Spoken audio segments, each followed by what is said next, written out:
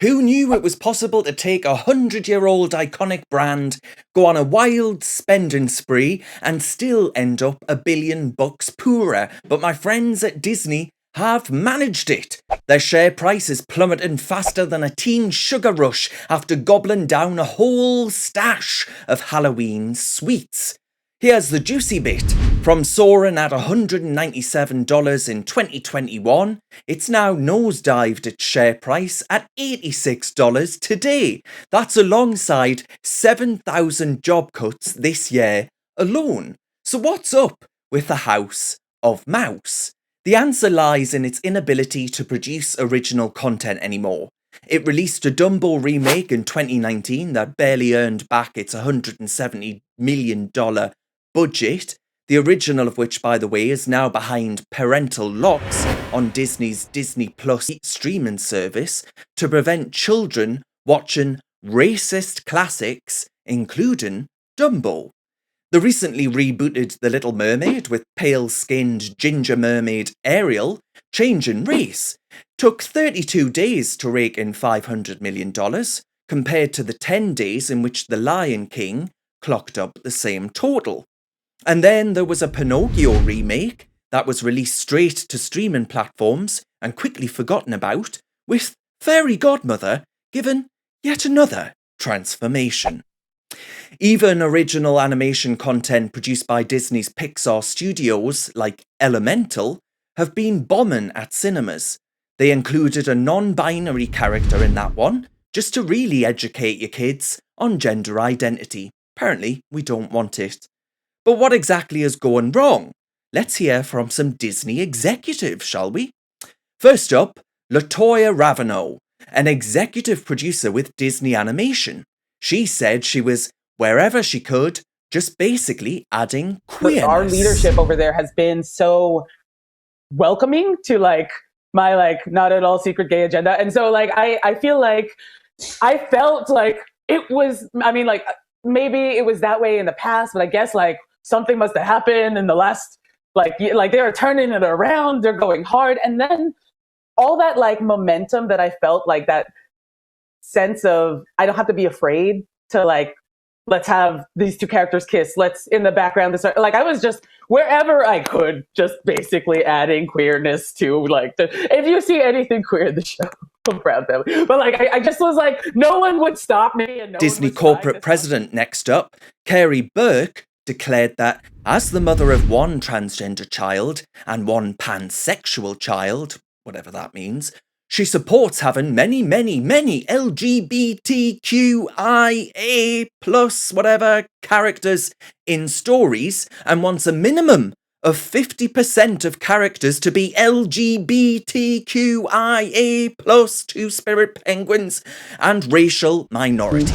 I'm here as a mother of two queer children, actually, one transgender child, and one pansexual child, and also as a leader. And that was the thing that really got And now Disney has turned its attention to a remake of Snow White. Snow White is a 1937 work of art. It's animation that still enchants children to this day. The music was legendary and the hi-ho is of course everlasting. But Disney have said, yeah, it's alright, but dust yourself up, let's get rid of the animation and the music and let's get rid of the 7 dwarves and instead remake it as Snow White and the 7 ticked boxes. Disney said, to avoid reinforcing stereotypes from the original animated film, we are taking a different approach with these 7 characters and have been consulting with members of the dwarfism community. None of the dwarfs are old, by the way, because ageism and being anti-men are the only acceptable forms of discrimination at Disney. And then in comes the actresses that Disney have got on board for the project.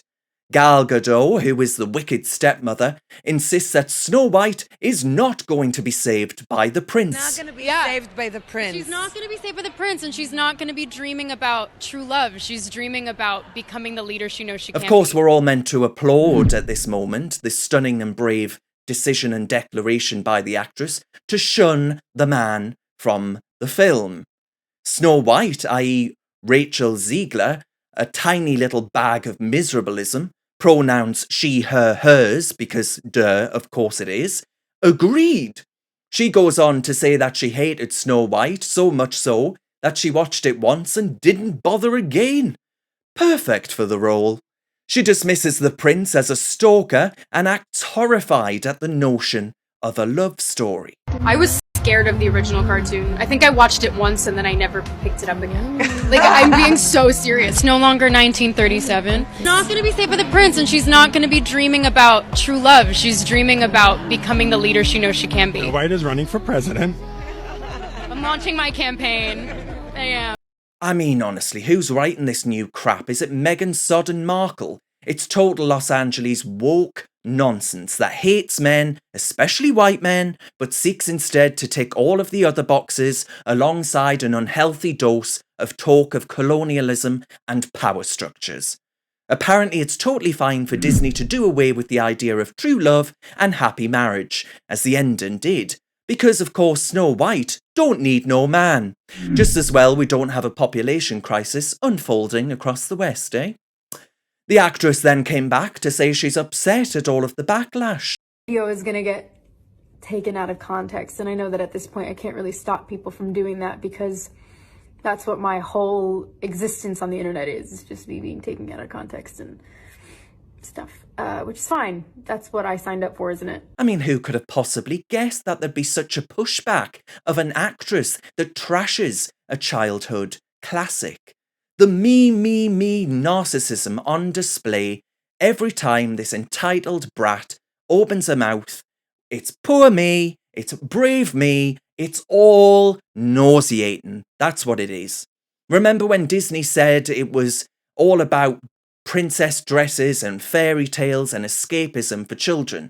Well, now they're teaming up with trans TikTok influencers to redefine femininity. A Brandon expert, though, has come out and said that Rachel Zegler will force Disney into crisis talks ahead of its 2024 release date, given the scale of the backlash against her and the film already. I, for one, hope that Disney has its biggest bomb yet at the cinema with this one, and actually I hope it reaps the woke whirlwind that it's brewed up. Because Walt Disney's dream wasn't a mesh of politics and ideologies. As kids, we just wanted the magic, the dreams, and a sprinkle of fairy dust for good measure. Walt Disney was a man of God. I think it's pretty safe to say that he'd be rolling in his grave at the trashing of his legacy in the name of ID politics, political correctness, gender ideology, and radical feminism. Whatever you do, play your kids the old stuff. The new is woke bull.